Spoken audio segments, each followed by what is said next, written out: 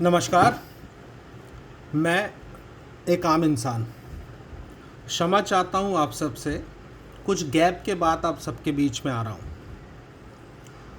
आज आप सबसे बात करना चाहता हूँ दो विषयों पर, वन नेशन वन इलेक्शन और माननीय हमारे प्रेरणा के स्रोत, हमारी आस्था की आत्मा तिरुपति बालाजी के प्रसाद लड्डू के विषय में। आज बहुत सारी जानकारी सुनने के बाद और पढ़ने के बाद, एकत्रित करने के बाद, यारों ये तो मसला बिल्कुल 15 लाख वाला मामला निकला। बिल्कुल 15 लाख वाला। जैसे वो जुमला था, ये भी लगभग वैसा ही दिख रहा है। ये तो रही पंचलाइन। अब कुछ विस्तार से डिटेल में बात करते हैं। तिरुपति जी बालाजी लड्डू मामले में एकदम निचले स्तर की राजनीति की जा रही है।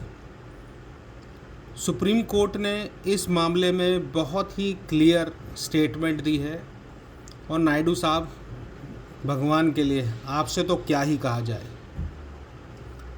सैंपल टेस्ट हुआ, रिपोर्ट आपके पास जुलाई से मौजूद है, आप सितंबर में आके उसे पब्लिक कर रहे हो। आप पे कोई मूलभूत आधार नहीं है। मंदिर का ट्रस्ट कह रहा है कि सैंपल टेस्ट हुआ घी का, मगर इस्तेमाल नहीं हुआ।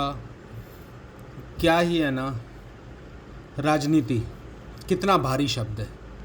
राजनीति, हमारे नेताओं ने तो इसका भी चीरहरण कर डाला है। गजब ही हैं सब। सुप्रीम कोर्ट के इतना कुछ कह देने के बाद और कुछ कहने का औचित्य बनता नहीं। मेरी प्रार्थना है आप सब इस विषय में पढ़ें, संपूर्ण जानकारी एकत्रित करें, इससे पहले कि आपकी भावनाओं को भड़काया जाए। भगवान के नाम पे हाथ जोड़ के प्रार्थना।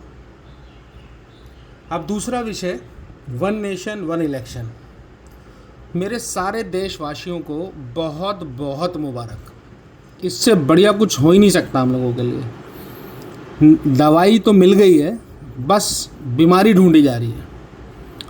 योगेंद्र यादव जी ने बिल्कुल ठीक कहा कि हमारे डॉक्टर ने दवाई का इजाद कर लिया है, अब वो बीमारी ढूंढ रहा है।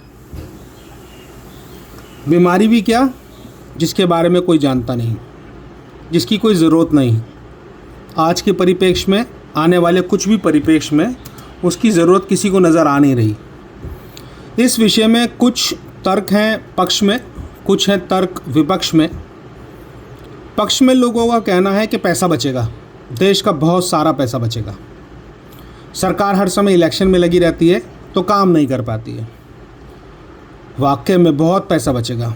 हमारे पूर्व इलेक्शन कमिश्नर साहब ने एक स्टेटमेंट दी कि जब हम वन नेशन वन इलेक्शन की बात करते हैं, आज हमारा इलेक्शन कमीशन अभी हाल ही में संपूर्ण हुए लोकसभा इलेक्शन को 7 चरणों में कराता है।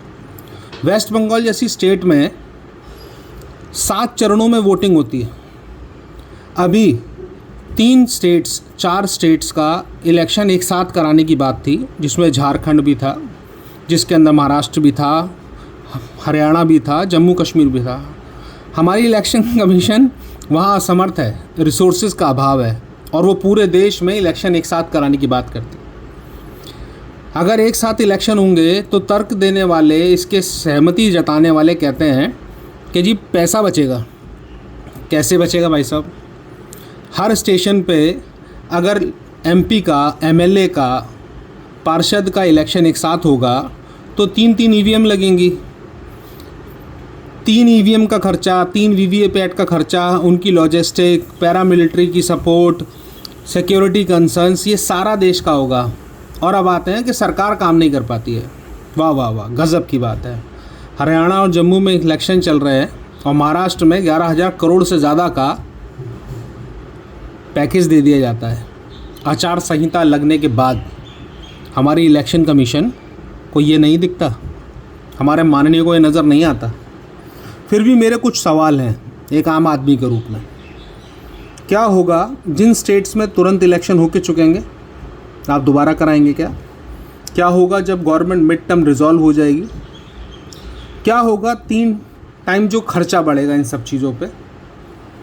क्या हमारे माननीय इलेक्शन कमीशन जो 3 स्टेट में 4 स्टेट में एक साथ इलेक्शन नहीं करा पा रहे हैं, सारे देश में करा पाएंगे क्या?